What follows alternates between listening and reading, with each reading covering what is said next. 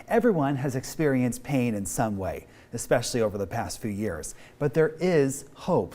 Everyone can find healing from the pain they've experienced. And today I'm joined by Henry Harris, who wrote a book called Facing Our Wounds. Hi, Henry. Hello, how are you, sir? Welcome to the place. Thanks for being here. Thank you. It's such an honor. So I'm really excited to be able to talk to you about this because it is true. We all experience stuff that we wish we could forget. And I love that you walk people through steps to be able to find healing. And so I want to ask you, let's first start off by talking about, so when you write a book about facing your wounds, I imagine that you've probably faced some wounds in your life. And so Yes, sir. Tell me about your story. I believe that my story is symbolic to so many other people's story.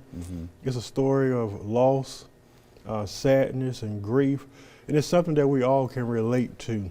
I often tell people that if you've never been through anything, do you really have a story to tell? And I believe a lot of people talk about a variety of things, whether that's trauma or pain, but they really never have encountered it. They never have been through it. And I believe to talk about something that you've never experienced comes across as very ineffective to people.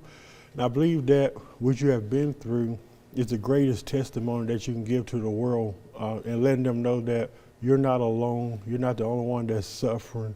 You can come through just as I did, as it relates to trauma and pain.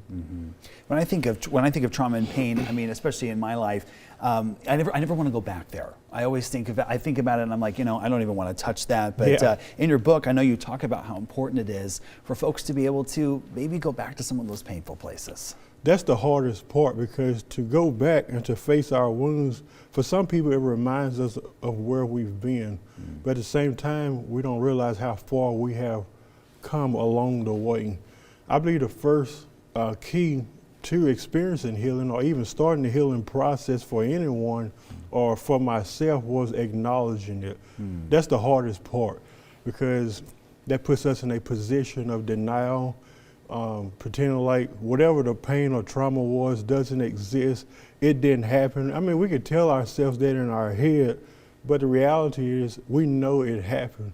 So until you acknowledge that, whatever that wound or pain may be, until you acknowledge that pain and wound, what happens is it just gets worse. Like any wound, even in the natural, if you don't give it attention, it just gets worse. So we have to acknowledge that this did happen in my life. It's hard to bring it back up, but now the pain is so intense.